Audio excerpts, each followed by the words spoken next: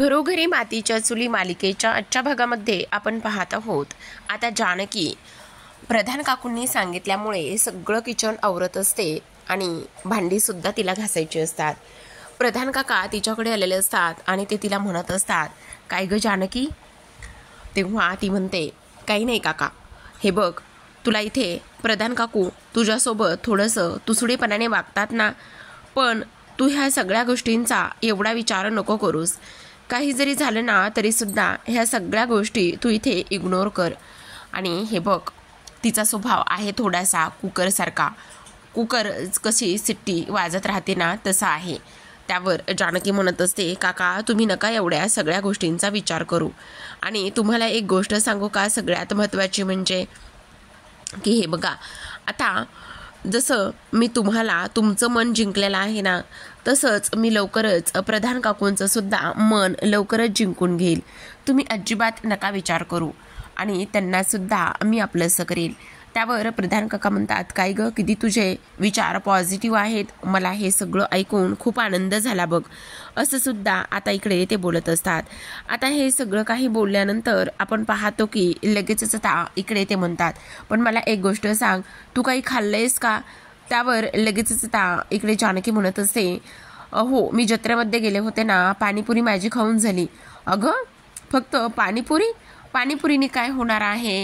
हे बघ, मी तुझ्यासाठी ना मस्त खरवस ठेवलाय, थांब देतो, असं म्हणून ते जोरात इकडे बोलल्यावर जानकी जोरातच ओरडते. तिला खरवस खूप आवडत असतो.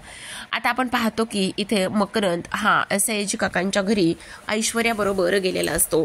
आता तिथे गेल्यानंतर त्याने इकडे तिच्याकरिता मस्त सँडविच आणलेलं असतं आणि ती म्हणत असते, वाव, हे असं फूड जे आहे ना ते गावाकडे खायला मिळते, त्यामध्ये काहीतरी वेगळीच मजा आहे. त्यावर लगेचच आता इकडे ते दोघं बोलत असतात, मी पण तेच म्हणत होतो, आपण ना हे सगळं फूड जे आहे ना ते इकडे गावाकडे एक हॉटेल टाकायचं आहे आणि गावाकडे हॉटेल टाकल्यानंतर आपण ह्या सगळ्या गोष्टी अशा केल्या पाहिजेत. म्हणजे बघा ना, जर आपण गावाकडे ज्या इथे गोष्टी, जे पदार्थ इथे मिळत नाहीत ना, ते सगळे पदार्थ आपण इकडे गावाकडच्या हॉटेलमध्ये टाकले पाहिजेत, असंच आता इथे तो बोलत असतो. तेव्हा आता जानकी म्हणत असते, हो डॅडा, मी आणि मकरंदने एक हॉटेल नवीन स्टार्ट करायचं ठरवले. त्यावर आता लगेच सयाजी काका म्हणत असतात, माझी काहीच हरकत नाही आहे, तुम्हाला जे काही योग्य वाटेल, ज्या काही गोष्टी ते करायच्या आहेत ना त्या तुम्ही बिनधास्त करा, माझी कुठल्याच गोष्टीला ना नाही आहे, असं आता इकडे ते सांगत असतात. आणि ह्या सगळ्या गोष्टी सांगितल्यानंतर आपण पाहतो की आता लगेचच इकडे जो काही मकरंद आहे तो म्हणत असतो, बरं ठीक आहे, कारण सयाजी काका म्हटलेले असतात की माझी मुलगी ज्या काही गोष्टी करेल त्या सगळ्या गोष्टीला माझा होकारच असेल. माझी आयशू खूप गुणाची आणि हुशार आहे. आता इकडे तो निघून गेलेला असतो तर सयाजीला पोलीस स्टेशनमधून फोन आलेला असतो आणि तो तिकडे निघालेला असतो. तर आता आपण दुसऱ्या बाजूला पाहतो की इकडे जो ऋषी आणि त्याचबरोबर सारंग हे खूप उशिरा घरामध्ये चोर पावलाने येत असतात. अगदीच हळूहळू, कोणाला समजू नये म्हणून हळूच दरवाजा उघडून आतमध्ये येतात. लाईट्स ऑफ असतात. तेवढ्यातच नाना आणि सुमित्रा बाहेर येतात. नाना आणि सुमित्रा बाहेर आल्यानंतर इकडे नाना ओरडतात आणि म्हणतात, काय मग, चोर पावलांनी घरामध्ये येण्याचा प्रयत्न करताय ना, तुम्हाला असं वाटतंय का की तुम्हाला कोणीच बघू नये वगैरे म्हणून? असं म्हटल्यानंतर लगेचच आता ऋषी म्हणत असतो, नाही नाना, तसं काही नाही. इथे सारंगच म्हटला की काय ना, नाना झोपलेले असतील आणि नाना झोपलेले असल्या कारणाने त्यांची झोप मोडायला नको ना, म्हणून आम्ही खरं तर हळूहळू चोर पावलाने येत होतो. ही सारंगची आयडिया आहे, हो ना सारंग? हो हो हो, माझी आयडिया आहे. हो, मीच म्हटलं की नाना झोपले असतील ना, म्हणून आपण चोर पावलाने जाऊयात. मीच ह्या सगळ्या गोष्टी इथे बोललो. सॉरी नाना, सॉरी, असं आता इकडे तो बोलत असतो. तेवढ्यातच आता सौमित्रसुद्धा तिथे आलेलं असतो. पण मला एक गोष्ट सांगा, का उशीर का झाला तुम्हाला? कुठे हुंदडत होतात तुम्ही दोघे सुद्धा? त्यावर लगेचच आता तो म्हणत असतो, नाही काही नाही, आम्ही ना तिकडे कुठेतरी बाहेर गेलो होतो, म्हणजे कामासाठी गेलो होतो, म्हणून आम्हाला उशीर झाला. काय रे सारंग, कुठल्या कामासाठी गेलो होतो? अरे दादा, तू मला काय इथे विचारतोयस आणि मला काय बळीचा बकरा बनवतोयस, गप्प बस ना. त्यावर लगेच आता सुमित्राचं लक्ष इथे ऋषिकेशच्या फाटलेल्या शर्टकडे जातं आणि इकडे सुमित्रा म्हणत असते, हा शर्ट कसा काय फाटला? तेव्हा आता ह्या दोघांना काय सांगावं ना ते काहीच कळत नाही. इकडे अगोदर अपघात झाला, नाही दादा ना ठेच लागून पडला. खरं सांगा, तो ठेच लागून पडला का इथे ॲक्सिडेंट झाला? ह्या गोष्टी एक जण ठरवा. काय रे सारंग, काय झालेलं काय आहे, खरं सांग. नाही म्हणजे अगोदर ठेच लागली आणि त्यानंतर ॲक्सिडेंट झाला, मग असा दादा पडला. अच्छा, असं झालंय. अगोदर दोघं एकमेकांबद्दल जे काही आहे ते ठरवा आणि त्यानंतर ह्या सगळ्या गोष्टी बोला. त्यावर लगेच आता सुमित्रा पुढे येते आणि म्हणत असते, काय ॲक्सिडेंट झाला? काय तुला लागलं तर नाही ना? तू बरा आहेस ना ऋषिकेश? नाही गाई, मी बरा आहे, तू नको काळजी करूस. ऐक ह्यांचं सगळं ऐक. अगं, एक नंबरचा खोटं बोलतोय हा, एवढा मोठा झालाय पण खोटं बोलतोय. आणि हा सारंग त्याला साथ देतोय. खरं सांगतोय कुठे? अजिबात खरं सांगत नाही. त्यावर लगेच आता सारंग म्हणत असतो, नाही मी खरं सांगतोय मी, हा खरंच बोलतोय. काय झालं ना, इथे एका आजीचे दागिने घेऊन लोक धावत होते आणि एका आजीचे दागिने घेऊन ते चोर पळत असताना तुम्हाला सांगू का, इथे सगळ्यात महत्त्वाचं म्हणजे की दादाने इथे आता त्याला वाचवण्यासाठी त्याच्या मागे आणि ते आजीचे दागिने मिळवण्यासाठी इथे ते पळत होते. त्यावर लगेचच आता इकडे, का तुम्ही पोलीस आहात का? तुम्ही इथे डिटेक्टिव्ह आहात का? तुम्हाला ह्या सगळ्या गोष्टी इथे करण्याची काय गरज होती? का आणि कशामुळे इथे त्यांच्या मागे धावत होतात तुम्ही? कोणी सांगितलं होतं तुम्हाला धावायला? त्यावर लगेचच आता आपण पाहतो की ऋषी म्हणत असतो, अहो नाना, असं काय करताय? ते चोर त्या आजीची सोन्याची चेन घेऊन पळत होते, मग मी तेवढीच चेन त्यांना परत करण्याचा प्रयत्न केला. यापेक्षा व्यतिरिक्त मी वेगळं काय केलेलं आहे? आणि त्याचबरोबर दागिरी करायची, मवाली करायची, मारामारी करायची, एवढं सुस्त ह्यांना असंच करतात ही सगळी जण. अजिबात मी हे सगळं काही खपून घेणार नाही आई, असं तो म्हणत असतो. तेव्हा लगेच आता आपण पाहतो की आई म्हटल्याबरोबर आता लगेचच इकडे सुमित्रा म्हणत असते, अहो असं काय करताय? असं नका ना बोलू. हे बघा, तुम्ही चुकीचं बोलताय. पोरं किती दमली असतील मारामारी करून आणि हे से जारे पोरांनो, हातपाय धुवून घ्या, मी तुमच्यासाठी जेवायला वाढते, असं इकडे आता ते बोलत असतात. तेव्हा आपण पाहतो की लगेचच आता ह्या सगळ्या काही गोष्टी इथे झाल्यानंतर इथे दरवाजा वाजलेला असतो आणि दरवाजा वाजल्यानंतर, इन्स्पेक्टर साहेब तुम्ही एवढ्या उशिरा या वेळेला? त्यावर आता लगेचच आपण पाहतो की इकडे पोलीस आलेले असतात आणि पोलीस म्हणत असतात, आम्ही ऋषिकेशला इथे घेऊन जायला आलेलो आहोत. ऋषिकेशच्या विरोधामध्ये इथे कंप्लेंट आहे. आज ऋषिकेशने इथे मुळशी गावामध्ये मारामारी केली आणि मुळशी गावामध्ये एका माणसाला मारले आणि ज्या माणसाला मारले तो माणूस इथे सयाजीचा आहे आणि त्यांनी कंप्लेंट केलेली आहे. आणि ऋषिकेशने एवढंच केलेलं नाही तर इकडे अक्षरशः रक्त येईपर्यंत त्याला मारलेला आहे. असं म्हणता क्षणी लगेच आता इकडे नाना चिडतात आणि नाना भयंकर चिडल्यानंतर ते म्हणत असतात, जा आत्ताच ह्याला घेऊन जा. मी तर म्हणतो ह्याला ना चांगलं रात्रभर जेलमध्ये ठेवा. ह्याला ना चांगली अक्कल आणि अद्दल घडेपर्यंत ह्याला जेलमध्ये ठेवा. समजलं तुम्हाला? ह्याला अजिबात इथून जेलमधून बाहेर काढू नका. काही जरी झालं ना तरी सुद्धा ह्याला धडा हा शिकलाच पाहिजे. त्यावर लगेचच आता इकडे जो सारंग आणि ऋषिकेश आहे ते म्हणत असतात, नाही आमची ह्या सगळ्या गोष्टीमध्ये काही चूक नाही आहे. त्यावर लगेचच एक व्हिडिओ पोलीस दाखवतात आणि ते म्हणत असतात, हे बघा आमच्याकडे हा व्हिडिओ आहे आणि ह्या व्हिडिओमध्ये इथे स्पष्टपणे दिसतंय की काय झालेलं आहे म्हणून. तेव्हा आपण पाहतो की लगेचच आता तो व्हिडिओ इथे पाहण्यात येतो आणि तो व्हिडिओ इथे प्ले केल्यानंतर आता इकडे ऋषिकेशने कशा पद्धतीने मारामारी केली, काय केले, ह्या सगळ्या गोष्टी इथे समोर येतात. आणि तेव्हा हे सगळं काही समोर आल्यानंतर आता नाना भयंकर चिडलेले असतात. नाना म्हणत असतात, काही जरी झालं ना तरी सुद्धा इथे ह्याला तुम्ही जेलमध्ये चांगलंच टाका. तर आता आपण पाहतो की नाना भयंकर चिडलेले असतात आणि नाना भयंकर चिडल्यानंतर इथे त्याला स्पष्टपणे सांगितलेलं असतं की काही जरी झालं ना तरी सुद्धा याला जेलमध्ये घेऊनच जा आणि याला चांगलीच रात्रभर जेलची हवा खाऊ द्या, त्याशिवाय ह्याला अक्कल येणार नाही. त्यावर लगेचच आता ऋषिकेश म्हणत असतो, नाही नाना, माझी काहीच चूक नव्हती, मी तुम्हाला खरं सांगतोय, माझी काहीच चूक नव्हती, असं सुद्धा आता इकडे तो बोलत असतो. आणि त्याचबरोबर आता लगेचच इकडे नाना चिडलेले असतात आणि नाना चिडल्यानंतर इकडे ते म्हणत असतात, तुमची लायकीच ती आहे, तुम्ही त्याच गुणाचे आहात आणि तुम्ही ह्या सगळ्या गोष्टी अशाच करता. आता लगेचच इकडे सुमित्रा म्हणते, अहो तुम्ही काय करताय, हे असं का बोलताय, प्लीज असं नका ना बोलू, अहो तुम्ही वेडे आहात का, हे सगळ्या गोष्टी अशा का करताय तुम्ही. तेव्हा लगेच आता इकडे, अरे सुमित्र तू तरी यावर, तू वकील आहेस ना, तू सांग. त्यावर तो म्हणत असतो, अगं आई असं काय करतेस, हे बघ मी वकील झालेलो नाही, आणखी शिकत आहे ना. हे बघ सुमित्रा, अजिबात त्यांची बाजू घेऊ नकोस. एकदा त्यांना जेलची हवा चांगलीच खाऊ दे. एकदा का त्यांना इथे चांगली जेलची हवा मिळाली ना तर मग ते सगळे काही सुधारतील. आणि एकदा का त्यांना चांगली अद्दल घडली, चांगल्या गोष्टी इथे घडल्या ना तरच मग इथे त्यांना अक्कल येईल, कळलं. आणि तेव्हा आता इकडे सारंगला खूप टेन्शन आलेलं असतं. तर आता दुसऱ्या बाजूला आपण पाहतो की जानकी किचन आवरतच आटपतच आलेलं असतं. आता जेव्हा जानकीचं किचन आवरत आलेलं असतं तेव्हा मात्र इकडे प्रधान काकू आलेले असतात. कारण प्रधान काकूंना पाहायचं असतं की नेमकं काय करते ही मुलगी. आणि तेव्हा त्या येतात आणि इथे बघतात तर सगळं किचन अगदी चकाचक झालेलं असतं. सगळं किचन चकाचक झाल्यानंतर इकडे जानकी म्हणत असते, झालंच आहे, भांडी घासून झालीत, आता किचनसुद्धा आवरून झाले. तेव्हा त्या ओट्यावरून हात फिरवतात. ओट्यावरून हात फिरवल्यानंतर आपण पाहतो की लगेचच आता इकडे त्यांना पूर्ण जे किचन आहे ते अगदीच छान आणि सुंदर दिसत असतं.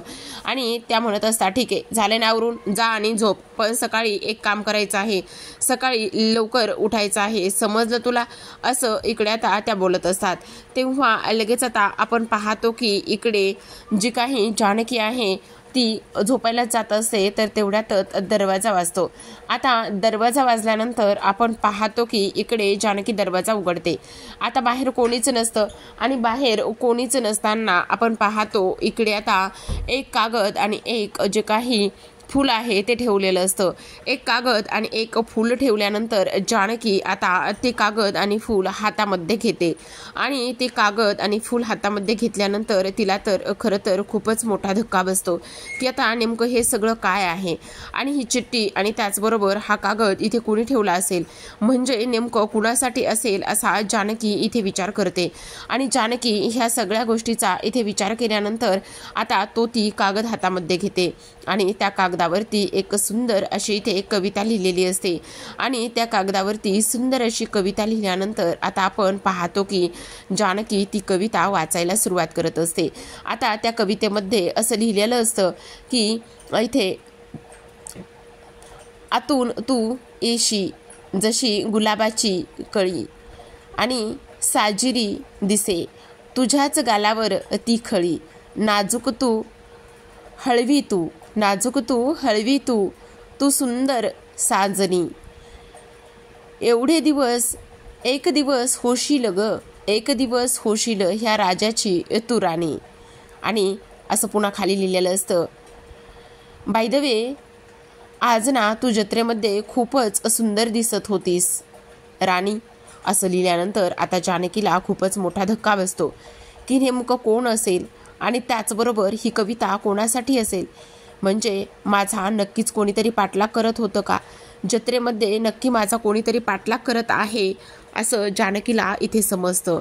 आणि जानकीला ह्या सगळ्या गोष्टी इथे समजल्यानंतर आता ती विचार करते, हे सगळं काय आहे, ह्या सगळ्या गोष्टी अशा इथे व्हायला नकोत. आणि त्याचबरोबर आपण पाहतो की आता ती खूप टेन्शनमध्ये आलेली असते. आणि खूप टेन्शनमध्ये आल्यानंतर आता इकडे ती कागद घेते आणि म्हणते, जरी ते हा बाहेर कुठेतरी टाकला तर मग मात्र इथे टेन्शन होऊ शकतं प्रधान काकूंना, आणि त्यांना ह्या सगळ्या गोष्टी इथे समजायला नकोत असं इकडे ती बोलते. आणि लगेच त्या कागदाचा चुरगळा करते आणि स्वतःकडेच ठेवते. गुलाबाचं फूल मात्र डस्टबिनमध्ये फेकून देते. ती म्हणत असते, नक्कीच माझा कोणीतरी ते पाठलाग करत होतं, पण कोण असेल ती व्यक्ती, ह्या गोष्टी मला इथे समजायला हव्यात, ह्या सगळ्या गोष्टी मला इथे कळायला हव्यात असं जानकी विचार करते. पण नको, आत्ता तर मी शांतच बसते, उगाचच नाही ते उद्योग इथे करायला नको असं म्हणून जानकी झोपायला निघून जाते. तर आता इकडे सयाजी काकांकडून जो मकरंद आहे तो त्याच्या खोलीमध्ये बेडरूममध्ये बसलेला असतो. आणि पूर्ण भिंतीवरती इथे जानकीचे फोटो असतात त्याच्याच बेडरूममध्ये. आणि तेव्हा तो म्हणत असतो, एक दिवस नक्की माझी होशील ग राणी तू, खूप वेड्यासारखं प्रेम करतोय मी तुझ्यावर, मला तू हवी आहेस मला तू होशील ना ग माझी. काही जरी झालं ना तरी सुद्धा इथे मी तुला माझंच करून सोडणार आहे. मला तू खूप आवडतेस. हा मकरंद तुझ्यावर वेड्यासारखं प्रेम करतोय. ह्याचं प्रेम तुला समजेल ना ग. असं म्हणूनच तो भिंतीकडे असलेल्या फोटोकडे पाहत असतो. आता भिंतीकडे लावलेल्या फोटोकडे पाहत असताना इकडे तो त्याच्या हृदयावर हात ठेवतो. तो विचार करत असतो, काही जरी झालं तरी सुद्धा हे सगळं काय आहे. त्याचबरोबर जानकी, तू खूप कमाल दिसत होतीस आणि कमाल दिसत असताना इथे एक दिवस मी तुला माझं आणि आपलंसं करूनच सोडणार आहे. ह्या सगळ्या गोष्टींचा तो इथे विचार करतो. तेवढ्यातच आता मकरंदचा फोन वाजत असतो, कारण त्याला त्याच्या छोट्या बहिणीचा फोन आलेला असतो. आणि आता इकडे जानकीशी बोलत असताना जानकीच्या त्या सगळ्या आठवणीमध्ये तो रममाण झालेला असतो. पण इकडे जानकी त्याला फक्त हवी असते. हे वेड्यासारखं एकतर्फी प्रेम असतं. पण जानकी ह्या मकरंदला ओळखते का आणि जानकीने ह्या मकरंदला पाहिले का, ह्या सगळ्या गोष्टी तर आत्तापर्यंत दाखवलेल्या नसतात. इथे मकरंद जोरात ओरडतो, जानकी बोल, जानकी बोल, तू माझं प्रेम आहेस आणि मी तुला काही जरी झालं ना तरी सुद्धा माझं करूनच राहणार आहे. असं सुद्धा आता इकडे तो बोलत असतो. आणि तेव्हा पुन्हा एक जानकीचा फोटो तिथे असलेला तो हातामध्ये घेतो आणि जोरातच ओरडायला लागत असतो. आता आपण पाहतो की इकडे फोन आल्यानंतर तो म्हणत असतो, हां बोल ना पिल्लू. अगं काही नाही दादा, तू कसा आहेस? मी ठीक आहे. तू कशी आहेस बाळा? आणि काही नाही रे. मग तू इकडे मुळशीमध्ये कधी येणार आहेस? तिकडून आवाज येतो, हो दादा मी येणार आहे लवकरच. ये ये ये. आणि काय, मी लग्न केले? नाही ग, तुला कोणी सांगितलं मी लग्न केलंय म्हणून? अजिबात नाही. आणि माझ्या छोट्या एंजलला सोडून मी लग्न करणार आहे का? त्यावर लगेचच आता ती म्हणत असते, हो तर ते तर खरंय सगळं, पण मला माझ्या वहिनीला भेटायचंय. अगं हो, तुला एक गोष्ट सांगू का, तुझी येणारी वहिनी मात्र खूपच गोड आणि अगदी परीसारखी असणार आहे. तू अजिबात ह्या सगळ्या गोष्टीची काळजी करू नकोस बरं का. आणि तुला ती समजून घेईल. आणि तुला सांगू का, तुझी येणारी वहिनी ना अशी असणार आहे की ती सगळ्या माणसांना इथे एकत्र बांधून ठेवेल, सगळ्यांना आपलंसं करेल, अशी तुझी ती वहिनी असणार आहे. त्यामुळे तुला काळजी करण्याची काहीच गरज नाहीये, समजलं? तू ये. येणार तर आहेच रे दादा मी, असं इकडे ती बोलत असते. तेव्हाच आपण पाहतो इकडे आता दुसऱ्या दिवशी सकाळची वेळ असते आणि दुसऱ्या दिवशी सकाळी मात्र सुमित्रा बॅग भरूनच बाहेर आलेली असते. तेव्हा नाना पाहतात आणि विचारतात, अगं काय हे, काय चाललंय काय तुझं? अशी बॅग भरून कुठे निघालीस तू? तेव्हा इकडे आता सुमित्रा रडायला लागते आणि म्हणत असते, काय करू मग मी? बॅग भरून निघू नको तर काय करू सांगा ना, बोला काय करणार काय आहे मी? असं सुद्धा इकडे आता ती बोलत असते. तेव्हाच आपण पाहतो की इकडे आता ते तिच्यावर ओरडतात आणि म्हणतात, अगं पण तू चालय तरी काय? आता माझा मुलगा तिकडे जेलमध्ये आहे आणि माझा मुलगा तिकडे जेलमध्ये असल्या कारणाने तुम्हाला असं वाटतंय का की मी अजूनसुद्धा इथेच राहावं म्हणून? मी अजिबात इथे राहणार नाही. हे बघ सुमित्रा, इथे तुझा मुलगा मवालगिरी आणि गुंडागिरी करतोय म्हणून तो जेलमध्ये आहे, पण अजिबात नाही. मला तुमचं काही एक ऐकायचं नाही. जोपर्यंत माझा मुलगा ह्या घरामध्ये येत नाही तोपर्यंत मी घरात येणार नाही. सारंग, सौमित्र, जमलं तर तुम्हा दोघांची काळजी घ्या आणि जमलं तर ह्यांची सुद्धा काळजी घ्या. मी अजिबात इथे थांबणार नाहीये जोपर्यंत माझा मुलगा येत नाही तोपर्यंत. नाना, मी तुम्हाला तेच सांगण्याचा प्रयत्न करतोय. इथे सुमित्रा म्हणत असते, जर एखाद्याची आपण मदत करायला गेलो तर त्यामध्ये चूक काय आहे हो? इथे जो ऋषिकेशने त्या बाईची चेनच सोडून देण्याचा आणि तिला चेन परत करण्याचाच प्रयत्न केला होता ना, मग तरी सुद्धा तुम्ही त्याच्याबरोबर असं कसं वागू शकता हो? असं इकडे आता ते बोलत असतात. त्यावर लगेच सारंग म्हणतो, नाना हो, मी तुम्हाला तेच सांगण्याचा प्रयत्न करतोय. मी ज्या काही गोष्टी तुम्हाला सांगतोय ना त्या अगदी बरोबर आहेत. दादा फक्त आणि फक्त इथे मदतच करत होता. त्यावर लगेचच आता इथे सुमित्रा म्हणत असते, मग मी तुम्हाला फायनल सांगते, जोपर्यंत इथे ना माझा ऋषिकेश घरी येत नाही तोपर्यंत मी अजिबात कोणाचं काहीच ऐकणार नाही आणि मी इथे अजिबात थांबणार नाहीये. त्यावर लगेच आता इकडे नाना म्हणत असतात, बाद झालं सुमित्रा, उगाच ओव्हर ॲक्टिंग करू नकोस. आणि तुला असं वाटतंय का की खरंच तुझा मुलगा इथे घरी असावा म्हणून? बरं ठीक आहे, जातो मी आणि त्याला घेऊन येतो. पण एक गोष्ट लक्षात ठेव, त्याला मी कधीच माफ करणार नाही. त्यावर लगेच आता सुमित्रा म्हणते, हो हो त्याला घेऊन या, पण एक गोष्ट मात्र लक्षात ठेवा, तिथे सगळ्यांसमोर त्याला ओरडू वगैरे नका. घरी आणा आणि प्रेमाने त्याला सगळ्या गोष्टी इथे तुम्ही समजावून सांगा, उगाचच त्याच्यावर ओरडू नका. तर आता इकडे उद्याच्या भागामध्ये आपण पाहतो की नाना इथे पोलीस स्टेशनमध्ये जाऊन ऋषिकेशची बेल केलेली असते आणि तेव्हा लगेच आता ऋषिकेश पुन्हा सयाजी काकांना ॲटिट्यूड दाखवत असतो. तर आता दुसऱ्या बाजूला जानकी तयार झालेली असते, तर ती आता मस्त तिच्या कामासाठी निघालेली असते. तर आता आपण पाहतो इकडे दुसऱ्या बाजूला सुमित्रा म्हणत असते, कधी एकदा मला आयते पोहे बनवून घालणारी सून परत येते कळत नाही. कारण जानकी मार्केटमध्ये जाऊन पोहे आणायला गेलेली असते, तेवढ्यातच ऋषिकेश धावत आलेला असतो. आता दोघांची सुद्धा एकमेकांना टक्कर होते आणि ऋषिकेश इथे खाली पडतो, तर जानकी त्याच्या अंगावर पडलेली असते. तेव्हा जानकीचे सगळे जे पोहे आहेत ते सांडलेले असतात. तर पाहत राहा घरोघरी मातीच्या चुली.